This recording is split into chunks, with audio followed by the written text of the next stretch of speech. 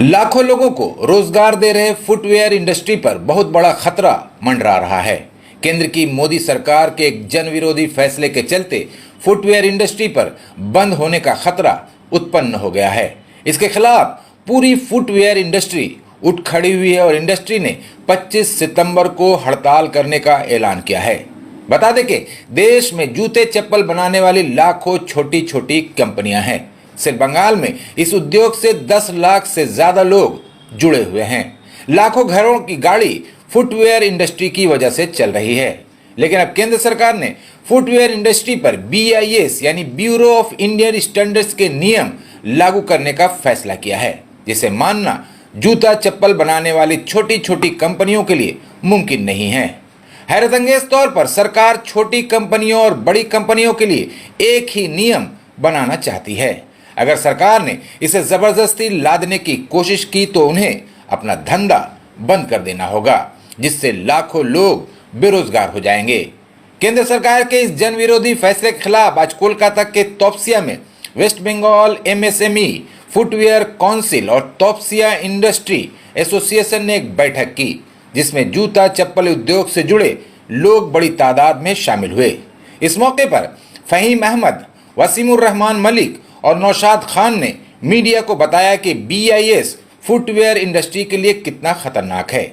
आइए सुनते हैं कि उन्होंने क्या कुछ कहा।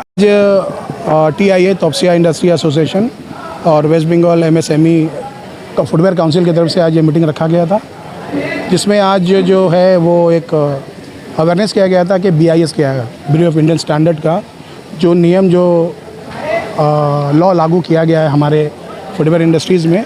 आपको मालूम होना चाहिए कि ये बहुत ही बड़ा इंडस्ट्री है, खासकर वेस्ट बंगाल में, कोलकाता में भी बहुत बड़ा है ये, और दिल्ली आगरा में भी बहुत बड़ा। लेकिन हमारा भी एक पहचान है वेस्ट बंगाल में, कोलकाता में फुटवेयर इंडस्ट्रीज़ का एक अच्छा पहचान है, और आज से नहीं, बहुत पुराना है।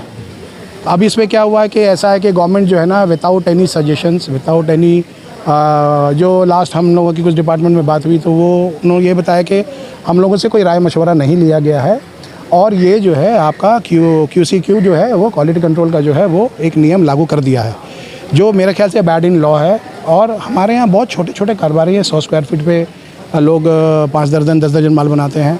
माइक्रो, स्मॉल और मीडियम एंटरप्राइजेस का जो ये सेगमेंट है MSME में हम लोग जुड़े हुए हैं, और जिसकी वजह से जो है आज हम जो सेगमेंट है 85% की जो आबादी है, गरीब आबादी है, उसमें हम लोग वो मार्केट कैटर करते हैं जो 50 रुपये से लेकर 150 रुपये तक जूते का खरीद सकते। आप स्कूल शू है, हवाई चप्पल है, जो बहुत आसानी से ख़रीद लेते हैं।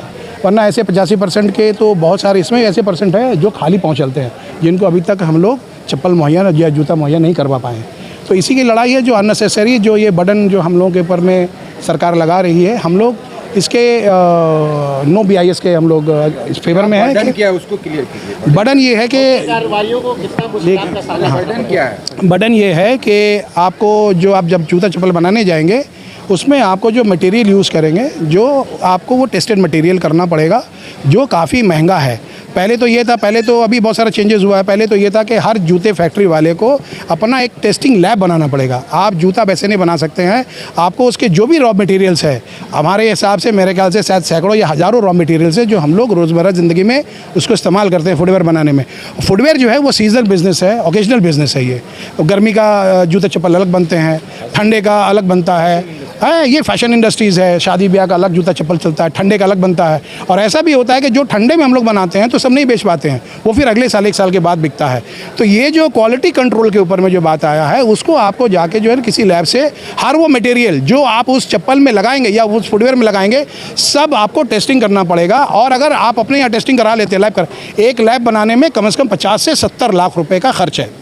तो हर कारोबारी नहीं कर सकता है। एक छोटे से 1000 स्क्वायर फीट में जो फुटवेयर इंडस्ट्री चला रहा है, जो डेली 100 जोड़ा 500 जोड़ा जो माल बना रहा है, वो नहीं कर पाएगा। एक नंबर बात। दूसरी नंबर बात है, ये क्या ज़रूरी है कि हम अपना लैब बनाते हैं और हम अपना लैब पास कर जाते हैं, अब गवर्नमेंट के लैब में अगर दोबारा जाएगा टेस्टिंग में, वो पास हो जाएगा? वो पास नहीं भी हो सकता है, वो उसके हिसाब से चल रहा है वो।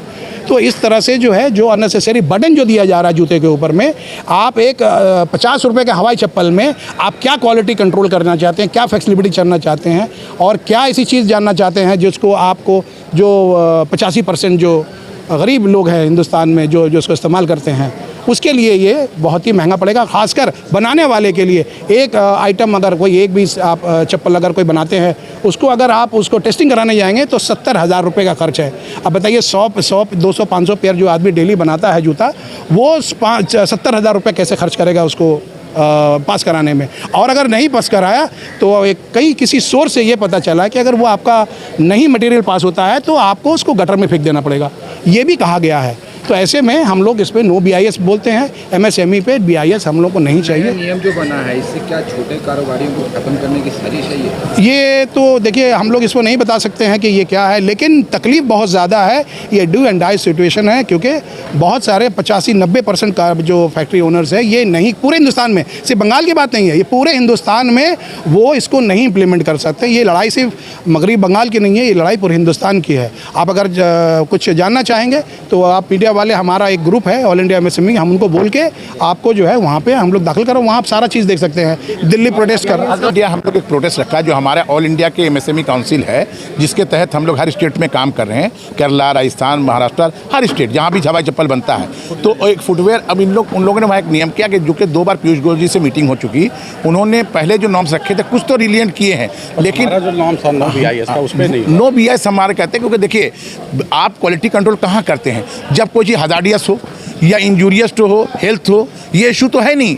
आज तक हम लोगों ने ये दलील दिया कि आज तक फुटवेयर का कोई भी कमर्शियल में, कोई भी कंज्यूमर कोर्ट में कोई भी ऐसा केस नहीं है जो ये कहे कि मैंने ये चप्पल पहना था पैर खराब हो गया या हमें ये घाव हो गया। तो भाई यहाँ कंट्रोल कहा जाते हैं। अब रहा सेगमेंट की, हम तो लोअर और मिडिल क्लास को कवर करते हैं। जो करोड़पति है वो तो हमारा चप्पल नहीं पहनता है, वो अरबपति हो तो बाथरूम सीट में बाटा पहनता है, वो तो रिलैक्सो पहनता है। वो जो हमारे छोटे ब्रांड्स हैं, ये तो हमारे गांव में, देहात में, छोटे छोटे शहर में हम लोग यहाँ मार्केटिंग करते हैं, जहाँ पे उन लोग की रसाई नहीं है और वो और पब्लिक के पास इतना पैसा नहीं कि हम 1500 जूता पहने या 200-250 रुपये का चप्पल पहने, तो वो हम लोग का 100 रुपये का चप्पल, 70 रुपये का चप्पल, 500 का जूता पहनता है।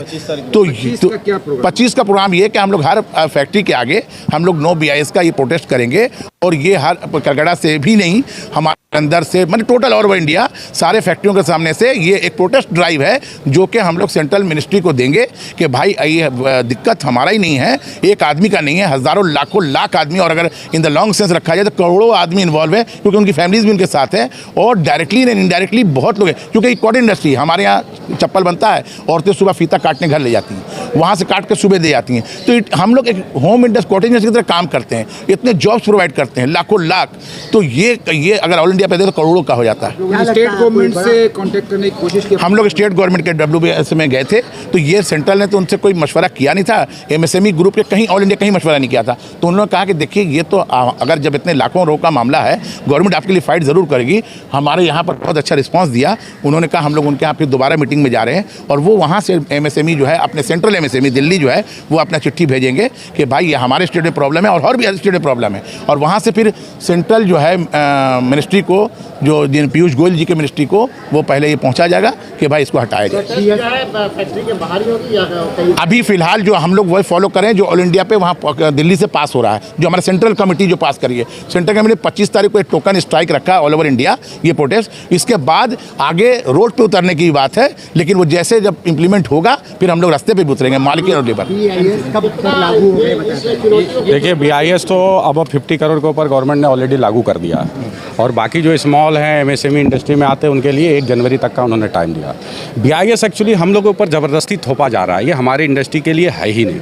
जो उसके अंदर कानून और नॉर्म्स आए हैं वो कहीं भी हमारे प्रैक्टिकल जो अपना प्रोसेस है उससे कोई मैचिंग ही नहीं है। ये बिना सोचे समझे, बिना प्रैक्टिकल ग्राउंड पे कोई रिपोर्ट लिए, ये एक ऊपर से एक सल्तनत की तरह एक फरमान जारी कर दिया गया।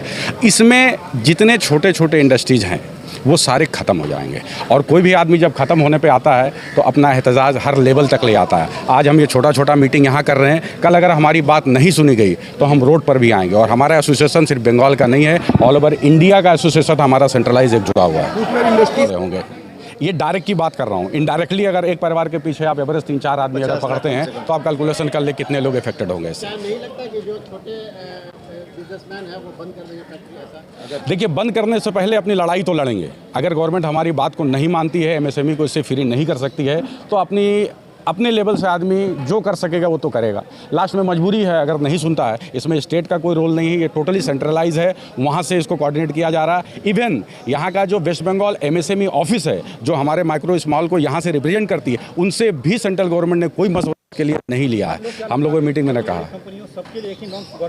भाई साहब 1000 रुपया का चप्पल है और जो 10 रुपया 15 रुपया चप्पल है, दोनों का स्टैंडर्ड गवर्नमेंट एक मान रही है। आप बताएं, आपको क्या ये मुमकिन है दोनों में एक क्वालिटी एक स्टैंडर्ड देना? आप बताइए। तो ये जो कानून बन रहा है, इसको बनाने से पहले प्रैक्टिकली एक सर्वे का जरूरत है। काफी तादाद में लोग फैक्ट्री के लोग आए हैं, मालिक लोग आए हैं, क्या कहना चाहेंगे उनको जो लोग? सर ये तादाद कुछ भी नहीं है, बारिश भी होने लगी, इसका कम से कम 20 गुना ज़्यादा सिर्फ मालिक यहाँ है। इवन लेबर मैनेजर और उससे अटैच लोगों को छोड़ दिया जाए। अगर हमारी बात वहाँ तक जा रही है, MSME को लोग इससे निकाल रहे हैं, देन ओके, अदरवाइज हम लोग रोड पे या दिल्ली पे जहाँ जाना होगा इसके लिए जाएंगे। आदमी मरने से पहले अपनी हर मुमकिन कोशिश करता है।